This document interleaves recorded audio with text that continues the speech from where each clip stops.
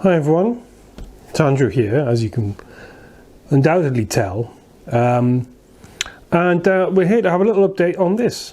So the Arizona, of course, the Eazy-RC 18th scale Jeep something, and we're going to talk about what I've done to alter that. Well, obviously the most important thing, the most obvious thing, is the paintwork.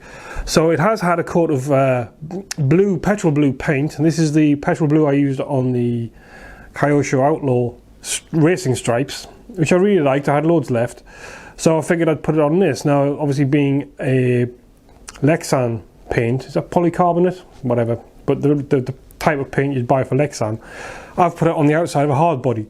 It had just normal kind of acrylic hard body primer, then it had this on, and then it's had a couple of coats of, it had a Tamiya clear, and then it's had a coat of matte on the top.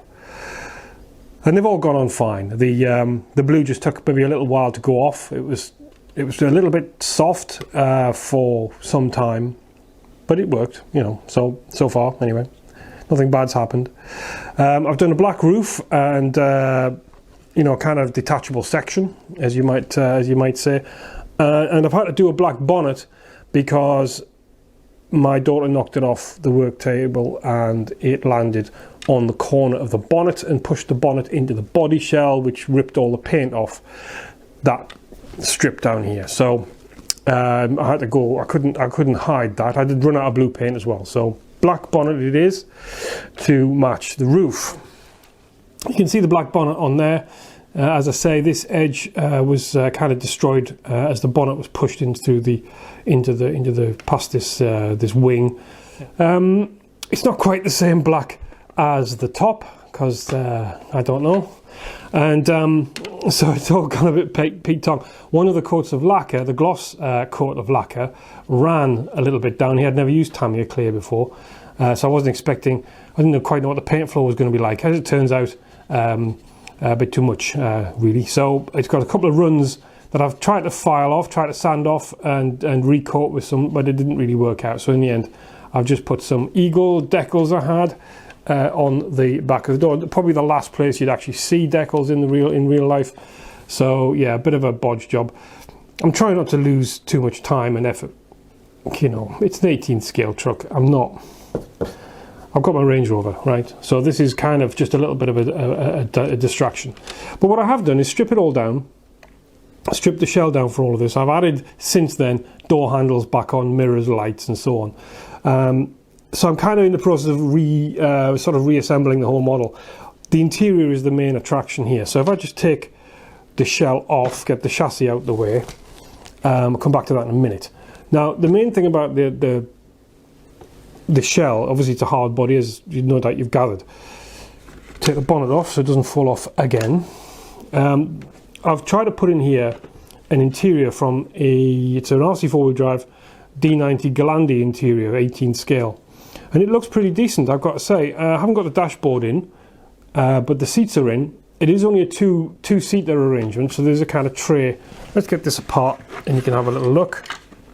I'll just pop the floor of the truck out. Now, one of the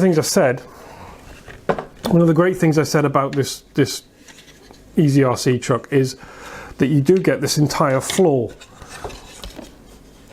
okay, pre-molded with the engine shapes and so on, and it includes the wheel arches. So, you know, there's no light gets through into the cab area of the truck. So even if you leave it as standard with the kind of tinted windows, there's not going to be any light coming in from underneath, which is, you know, it really helps. It really looks great, and especially from the outside, you can't see through it, you can't see into the empty cab or anything like that. You know, the Roc Hobby is definitely the deluxe version of this truck with the full interior and so on. But it's nice to see they haven't completely scrimped on things like this. You know, this is nice and hard, and the D90 interior, although it has had to be cut extensively, as you can see there, to fit the sort of motor hump in the middle. I've got it to the point, God, so much molten plastic, but I've got it to the point now where it sits roughly in the right place. The seats look pretty good, they've got lots of nice detail on. They will get a little bit of paint on, a little bit of highlighting and detailing just I mean, the only Jeep interiors I can find are black, so I don't want to, I haven't got any blue. I would have put some blue highlights on maybe, but in the end, it's probably just going to be a black interior. It's 18 scale, you're not going to get the camera in, really, so I just wanted there to be some kind of, you know, feature in there. Okay, so wheels and tyres have not been a great success. I'm back on stock wheels and tyres, as you can maybe tell. They're not too bad. I mean, you know, the wheels are not terribly exciting, are they really? But and the tyres are a kind of Wrangler tread pattern, but they don't feel terribly soft and yielding. So my first thought was to put these RC4WD drive scramblers on, bought for the Bronco long ago, because they're a little bit bigger, you know, and a little bit more hench looking maybe. But the problem I've got, they're so soft, and I find this a big thing with RC4WD drive. All their tyres are really soft rubber, and I mean, I say all the tyres I've tried,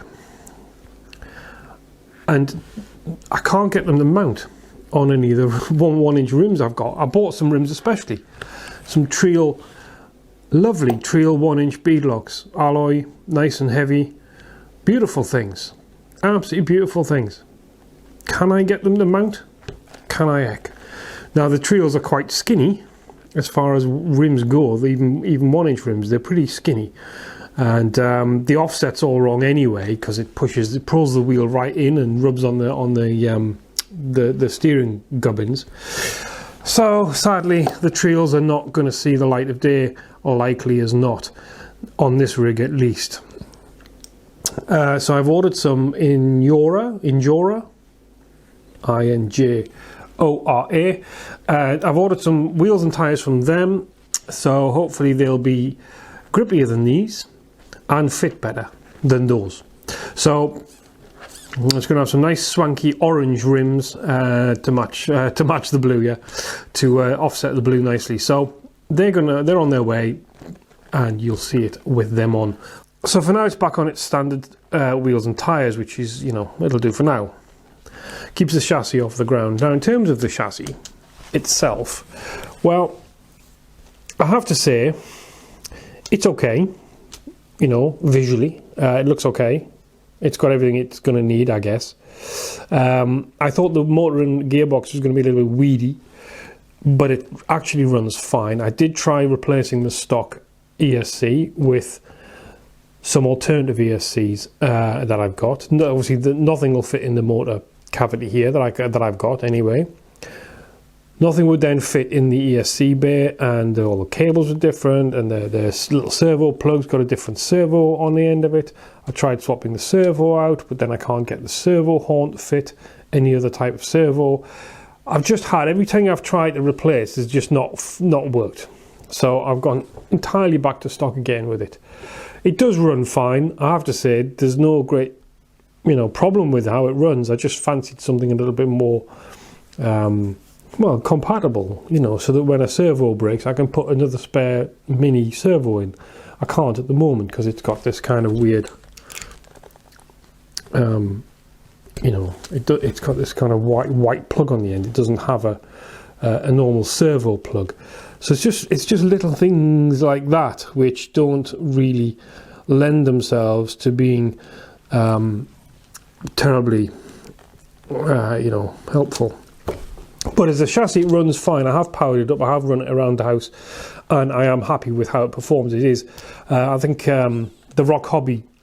I watched an interesting review of the Roc Hobby truck, and it's clearly the posh version of this. It's got a nice ESC receiver unit, lots of switches and things on it.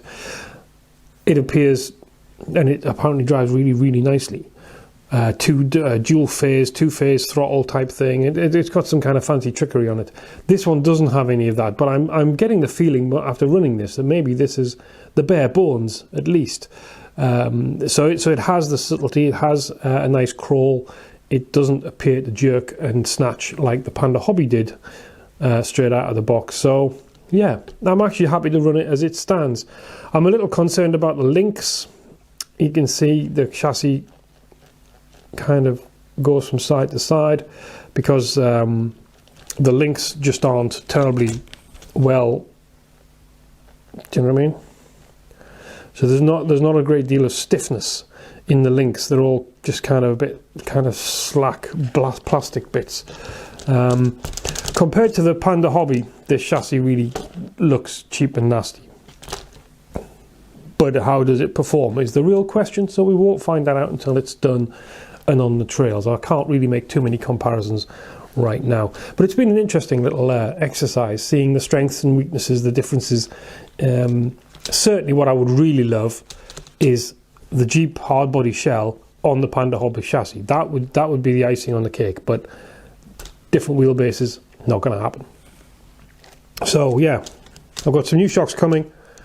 Let's hope some of them, one set of them, will fit this. And it even crossed my mind, you know, this plastic axle and linkage set, whether it was WPL kind of sized and compatible, but I don't think it is. It's a little frustrating. The WPL's, certainly my little Gaz WPL, is wider. The axles are all wider, so it's just, you know, close but not quite replaceable. Yeah, it's it's just been a little vexing. So yeah, it's going to pretty much run as it is. Some new wheels and tyres, and a nice new painted shell. Anyway, so that's how you'll see it. I think next time you see it, it'll be done. I won't bore you to death with every minute detail on this. Oh, anyway, this is a reshoot, so I think I'm going to hand you back now to the studio, where you'll see me yet again. So, yeah, next week we'll do the Range Rover. I don't think I've got time for it this week. I'm definitely, having looked at the counter on the camera, over the time slot. So, yeah, let's maybe if there's any significant update on the Jeep to show you, I will quickly show you, but I think you'll be waiting a couple of weeks to see this progressing greatly. And we'll do the Range Rover next week. Yeah, that's coming along with the interior in, and not painted only, but it's in. So I'll talk you through what I've had to do to make that fit, because it's probably quite useful, I think. It might be quite useful and maybe even interesting. Let's go for useful, and interesting will come along as a bonus at the end. So anyway, thank you for watching. Stay tuned. Hit the like and subscribe if you're still here. Obviously, you haven't sauntered off by now, but yeah. I shall catch up with you next week. Ta-ta for now.